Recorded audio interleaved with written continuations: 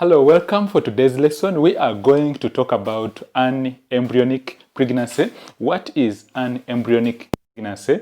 What is blighted ovum? We are discussing all this, and by the end of this video, you are going to know what we mean by an embryonic pregnancy and what is meant by a blighted ovum. If you have gone to hospital and your doctor has told you that you have an embryonic pregnancy, then this video is for you.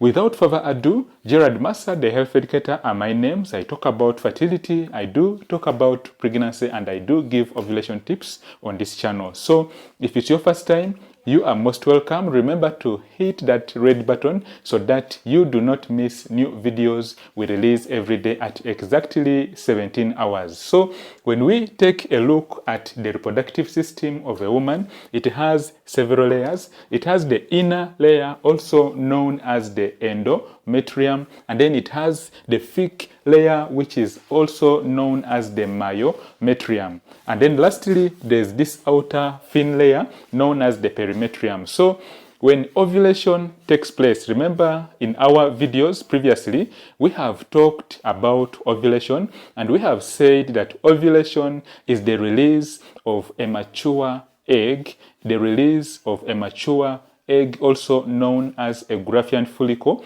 on the 14th day. So this normally happens on the 2nd, 3rd, and the 14th day. But if you have been trying to get pregnant and you would like to know that specific time, that specific period when you are most likely to actually get pregnant, you simply count beginning from the first day you saw your periods and then count 14 days. The 2 days leading to the 14th day, including the 14th day, that is when you are ovulating. And in our previous videos, this is basically just a reminder.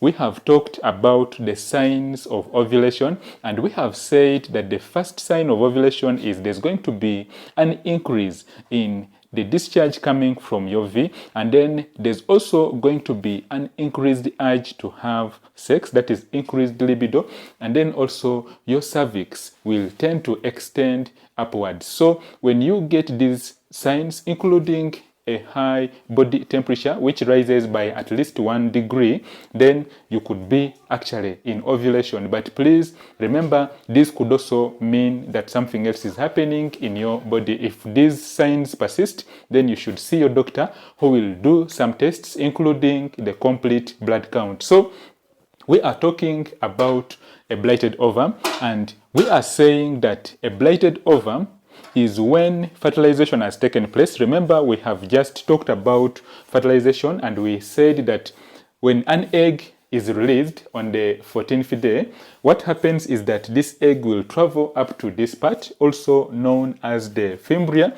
This part, also known as the fimbria, it is a finger-like projection. It's a finger-like part of your fallopian tube. And by the way, talking about the fallopian tube is that tube that is specifically responsible for transporting the fertilized egg up to your womb. So the fallopian tube, in most women, it measures from 7 to 12 centimeters, and this varies according to the height of a woman. So if your fallopian tube is lengthy, then there's going to be an increased number of days. The number of days the egg takes to travel will tend to actually increase, because the fertilized egg has to travel the whole distance along the fallopian tube. So assuming that fertilization has taken place in the ampulla is a part of your fallopian tube. When fertilization has taken place, this egg will be transported through your fallopian tube. When this egg is moving through the fallopian tube, it moves by a process of pushing or cilia. So when this egg has been fertilized and then it travels up to the uterine lining, it's going to implant, or it is going to attach itself onto your uterine wall. So when a fertilized egg attaches itself onto the uterine wall, growth is going to take place. This attachment of a fertilized egg onto your womb is what we call this attachment of this fertilized egg onto your womb is what we call implantation. Implantation is the attachment, or it's the process when a fertilized egg is attached onto your womb. So after attachment, it's going to begin growing. Now, when we have a gestational sac forming, a gestational sac is that round structure or that round sac where the baby is going to be growing, where the embryo is going to be growing. When we have an empty gestational sac, then this means that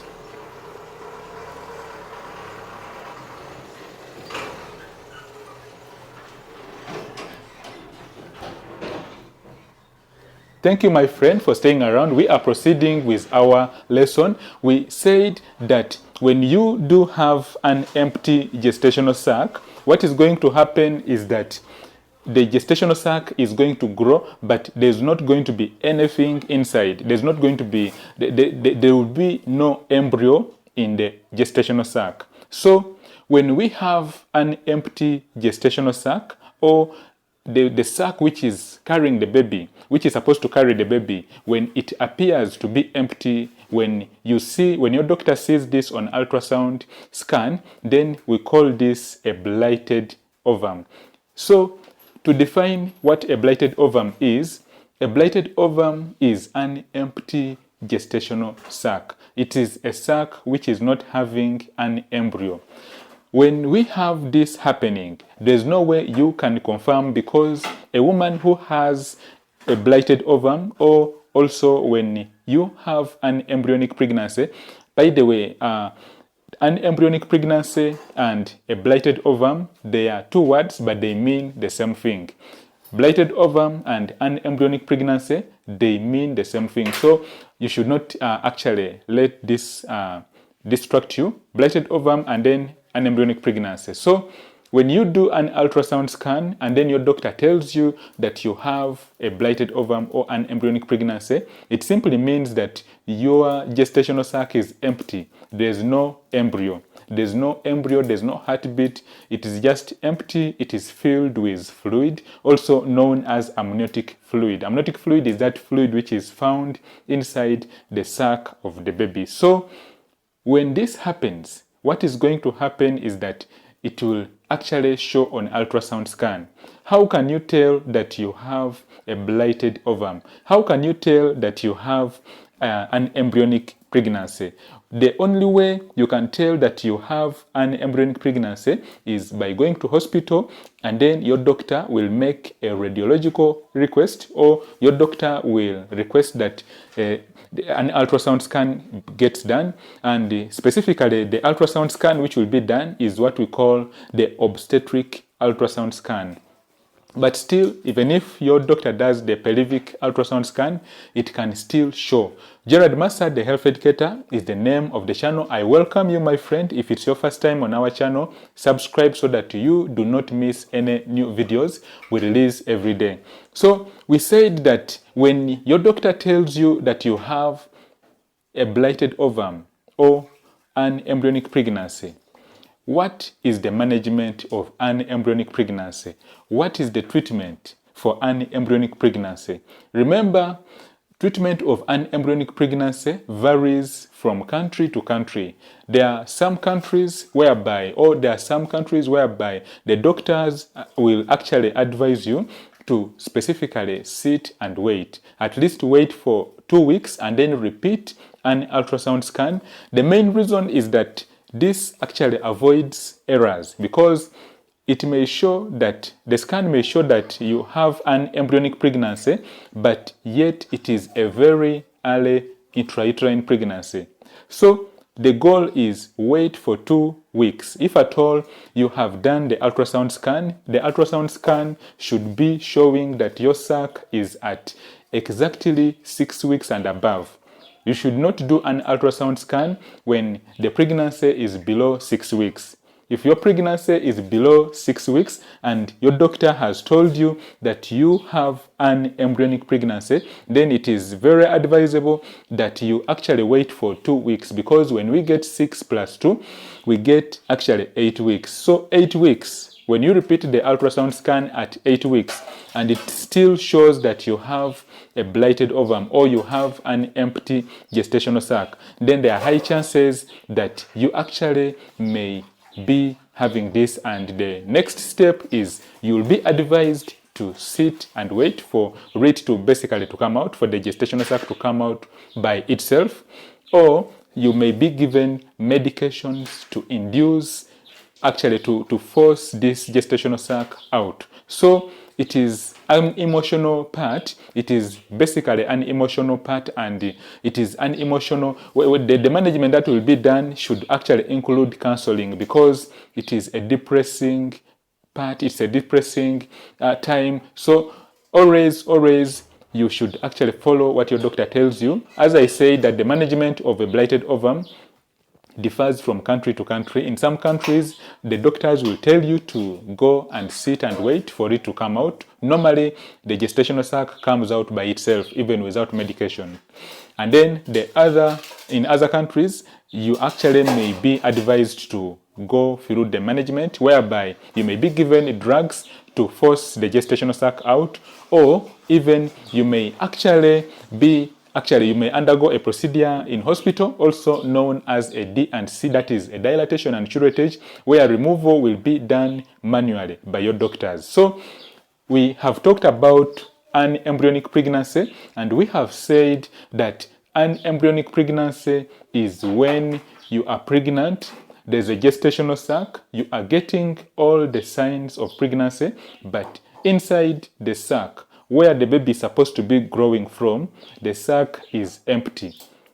A blighted ovum or an embryonic pregnancy is an empty gestational sac, or in other words, it's a pregnancy where there is an empty gestational sac. Gerard Massa, the health educator, is the name of the channel. I welcome you, my friend, if it's your first time on our channel.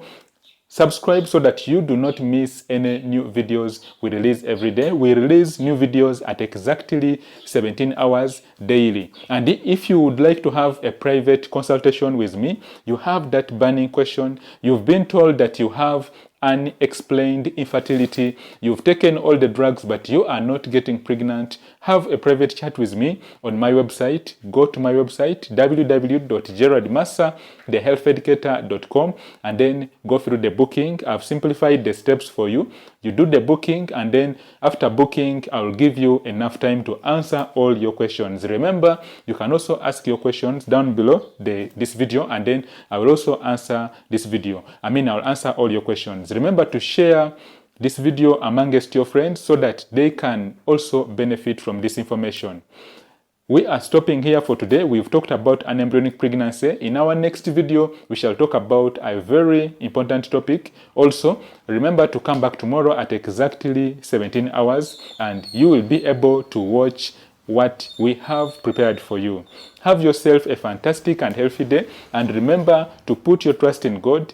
If you have been having, or if you have a history of a blighted ovum, you've gone to hospital and your doctor has told you that you have a blighted ovum, remember to put your trust in God. Know that you can still get pregnant even if at first you've had a blighted ovum. The goal is you should put in pray about it, and then follow what your doctor